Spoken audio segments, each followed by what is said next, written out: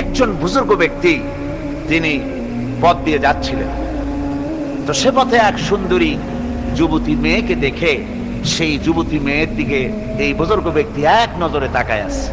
তখন এই ঘটনাটাকে কবি এভাবে লিখতেছেন সাজায়: একদা সুখদায়ক প্রমোদা বদন, দর্শন করিব ঝরিল নয়ন, হেসে কহে সে রূপসী সবিস্ময় মন, কহ দেখি মহাশয় কহ কি কারণ, বিষয় বিরাগী তুমি ভুবনে প্রচার, কি হেতু জন্মিল তব মানস বিকার, সামান্য ললনারূপ করি দর্শন, উচিত না হয় তব অশ্রু বরিশন।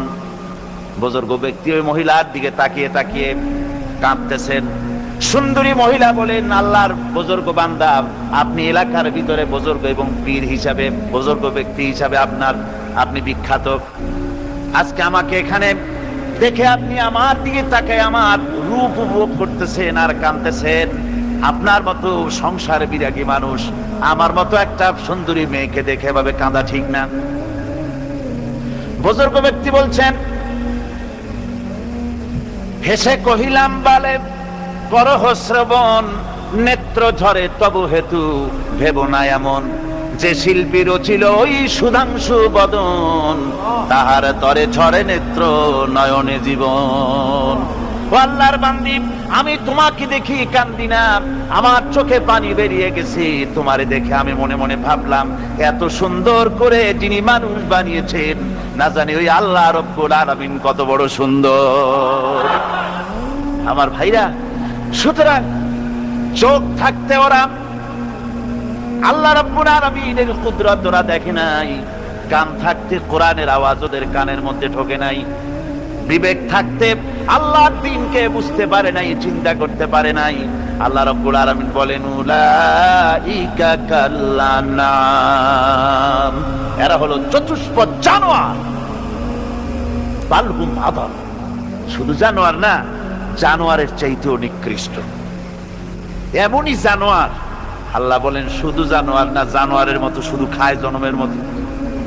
ওয়াল্লাযীনা কাফারু ইয়াতামাত্তাউনা ওয়া ইয়াকুলুনা কামা তাকুলুল আনআম। এই কাফেরগুলির কাম শুধু ফুর্তি করা, গান বাজনা, নাটক, গল্প, এই সব কাজ তাদের। নামাজ নাই, রোজা নাই, আল্লাহর চিন্তা নাই, তাহাজ্জুদ নাই, পরহেজগারি নাই, শুধু গান আর নাচ। দেখেন না ফুর্তি। এই যে 1 জানুয়ারি রাত 12টার সময় আমার ঘুম ভেঙে গেল, এই যেখানে আমি ছিলাম, বিকট আওয়াজ। আমি মনে করলাম পাশের বাড়ি বুঝি ডাকাত পড়ছে। পরে বাড়িওয়ালা আমাকে বললেন যে ডাকাত না, বোধহয় এই নিউ ইয়ার সেলিব্রেট হচ্ছে, নতুন বৎসর উদযাপন হচ্ছে, বোমা দিয়ে শহরবাসীর আরামের ঘুম হারাম করে এগুলি করা হচ্ছে। এ তো গেল 1 জানুয়ারি। আর যখন আমাদের নিজেরটা যখন আসে, অর্থাৎ 1 বৈশাখ, তখন দেখছেন অবস্থা 1 বৈশাখে। এবছর আমাদের দেশে 1 বৈশাখে ঢাকায় যে দৃশ্য আমি টিভির মধ্যে দেখলাম, তাতে আমার মনে হয়নি যে 12 কোটি মুসলমানের দেশে রাজধানীতে এই দৃশ্য হচ্ছে। আমার মনে হচ্ছিল এটা বুঝি কলকাতা অথবা অন্য কোনো শহর হবে। আমি দেখলাম সমস্ত যুবক যুবতী, নারী পুরুষ, বিভিন্ন বয়সের লোক সব একসঙ্গে রাস্তায় নেমেছে, নাচতেছে। তার মধ্যে বুদ্ধিজীবী আছে, শিক্ষিত লোক আছে, সমানে নাচতেছে। আর তাদের মুখোশ পরা, বানরের মুখোশ, কুকুরের মুখোশ, শূকরের মুখোশ, ঘোড়ার মুখোশ, পাতিশিয়ালের মুখোশ, এই মুখোশ পরে এভাবে নাচতেছে। আমি চিন্তা করলাম, নববর্ষের সাথে কুত্তার মুখোশের সম্পর্ক কি? নববর্ষের সাথে পাতি শ্রীগালের মুখোশের সম্পর্ক কি? তাহলে ওরা কি বলতে চায় যে আগামী বছরটা আমরা কুত্তার ভূমিকায় অ্যাক্টিং করব, অথবা শ্রীগালের মতো ধূর্তামি করব জাতির সাথে? তারপরে কি করলো? সকাল বেলায় যুবক যুবতী 1 বৈশাখ সূর্য উদয়ের আগে রমনা লেকের পাড়ি গিয়ে সব দাঁড়িয়েছে বাসন্তী রঙের শাড়ি পরে। তারপরে সেখানে দাঁড়িয়ে সূর্য উদয়ের পানে তাকিয়ে সকাল বেলা এভাবে করজোর করে বলছে, এসো হে নববৈশাখ স্বাগতম হে।